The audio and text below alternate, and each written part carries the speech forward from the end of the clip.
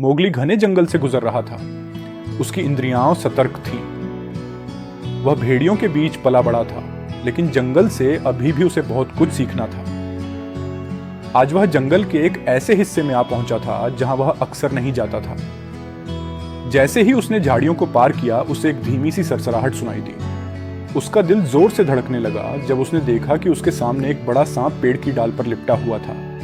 यह था का, एक प्राचीन अजगर जिसकी चमचमाती हुई चमड़ी सूरज की रोशनी में झलक रही थी। नमस्ते मोगली, का ने धीरे से फुसफुसाया।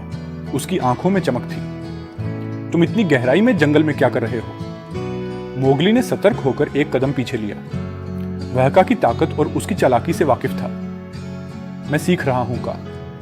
इस जंगल में अभी भी बहुत कुछ है जो मैं नहीं जानता।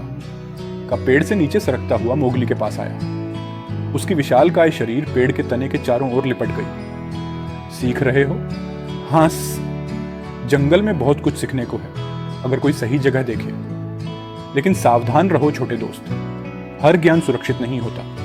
मोगली ने सिर हिलाया। वह का की शक्ति का सम्मान करता था, लेकिन उस पर पूरी तरह भरोसा नहीं करता था। तुम जंगल के बारे में क्या जानते हो जो मैं नहीं जानता? मोगली ने पूछा। का की आंखें चमक उठी और उसने अपनी धीमी मंत्रमुग्ध करने वाली आवाज में कहा, इन पेड़ों के नीचे पुराने रहस्य छिपे हुए हैं। जंगल का अपना तरीका है सिखाने का, लेकिन ध्यान रखना मोगली, जो तुम जानोगे वह हमेशा तुम्हें पसंद नहीं आएगा। धीरे धीरे का सरसराते हुए झाड़ियों में गायब हो गया और मोगली सोच में पड़ गया। जैसे जैसे दिन ढलने लगा, मोगली को एहसास हुआ कि इस जंगल में उसकी सुंदरता और खतरों के साथ अभी भी कई रहस्य छिपे हुए हैं। और का उसकी चालाकी के बावजूद उन्हीं में से एक था।